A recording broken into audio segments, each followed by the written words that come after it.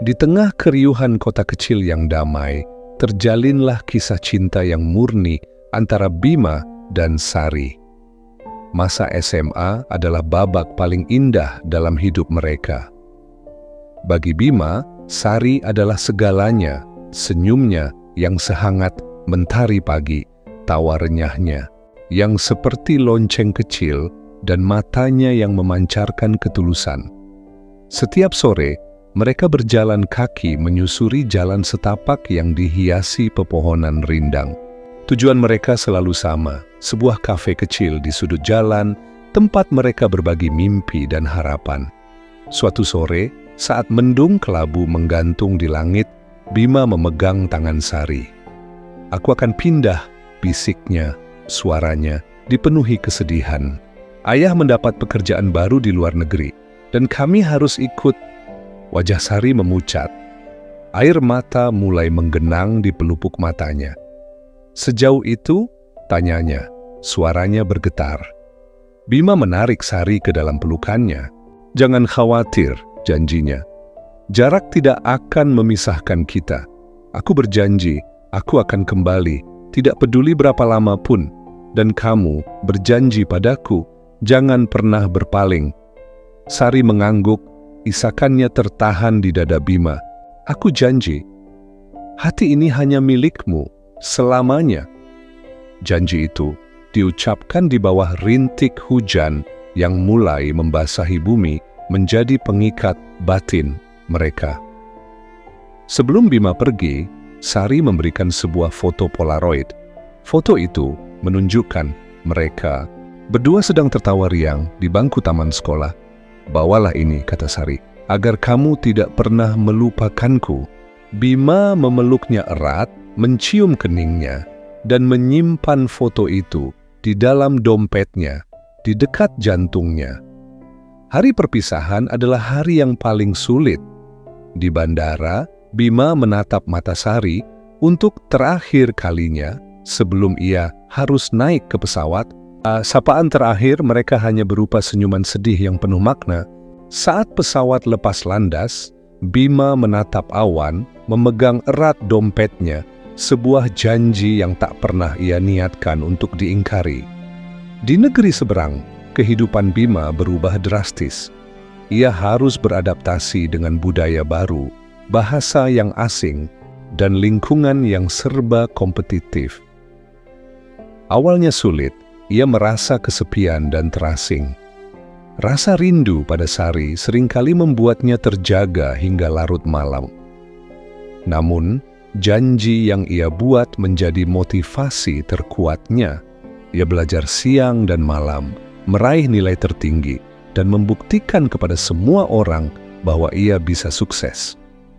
Waktu berjalan cepat, bertahun-tahun kemudian, Bima telah menjadi seorang direktur muda di sebuah perusahaan otomotif ternama. Hidupnya dikelilingi kemewahan, apartemen megah, mobil mewah, dan lingkaran sosial yang elit. Rekan kerjanya, seorang wanita cantik bernama Karen, sering menunjukkan ketertarikan padanya. Ia mencoba mendekati Bima, mengajaknya makan malam, bahkan terang-terangan mengatakan perasaannya. "Bima, kamu punya segalanya," kata Karen suatu malam. "Tapi kamu terlihat tidak pernah bahagia. Apa yang kamu cari?" Bima hanya tersenyum tipis, membuka dompetnya, dan menunjukkan foto yang telah lusuh. "Aku mencari wanita ini," jawabnya. "Aku berjanji akan kembali padanya." Karen terdiam, menyadari betapa dalam cinta Bima pada wanita. Dalam foto itu, ia kagum, namun juga merasa sedih. Bima memang sukses, tetapi hatinya telah terisi penuh.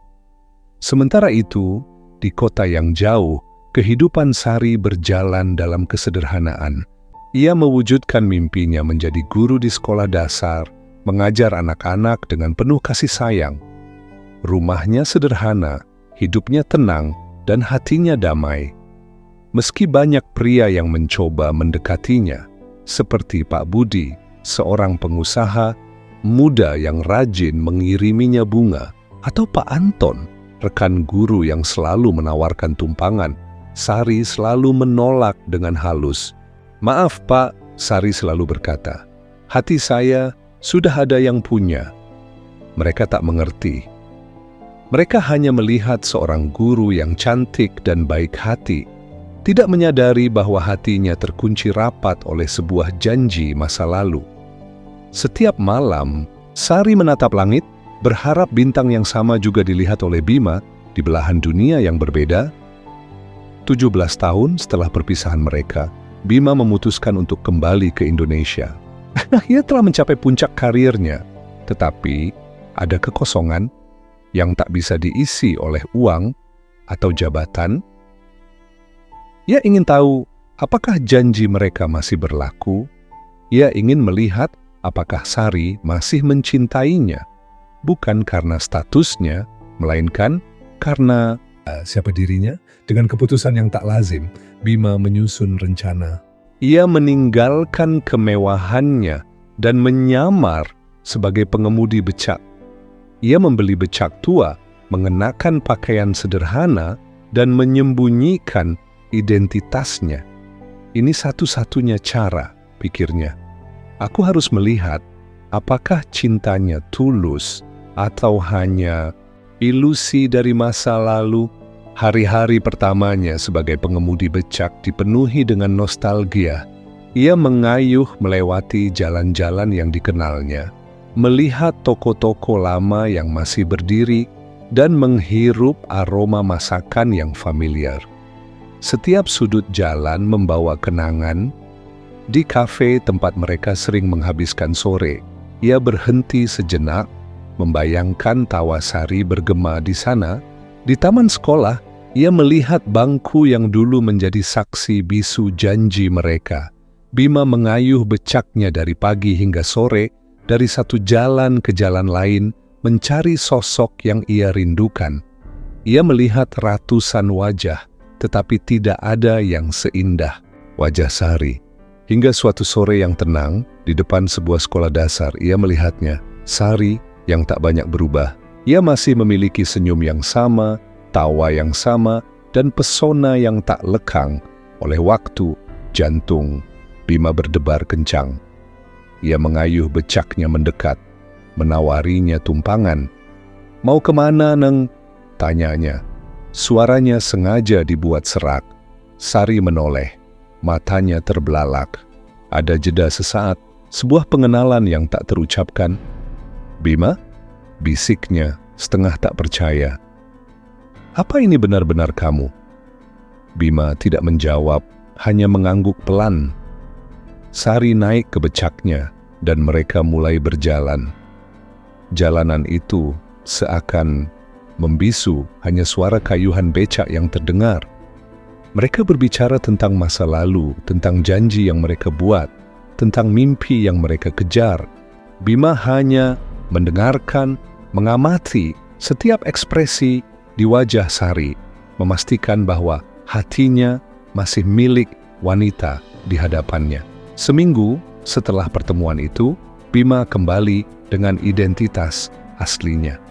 Ia mengenakan setelan jas yang rapi dan memarkir mobil mewahnya di depan sekolah tempat Sari mengajar. Hari itu adalah acara perpisahan siswa, dan Sari berdiri di panggung. Bima berjalan melewati kerumunan, semua mata tertuju padanya.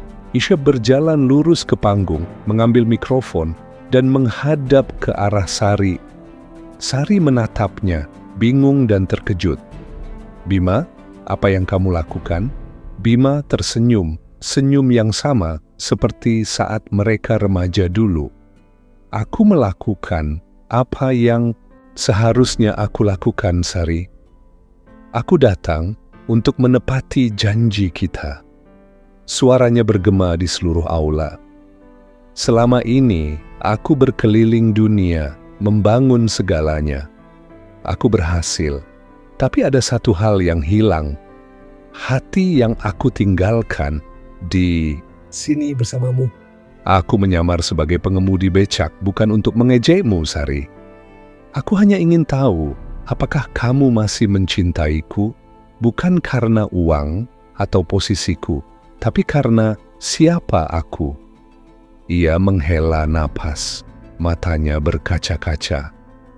"Aku melihatmu menolak semua pria yang mencoba mendekat.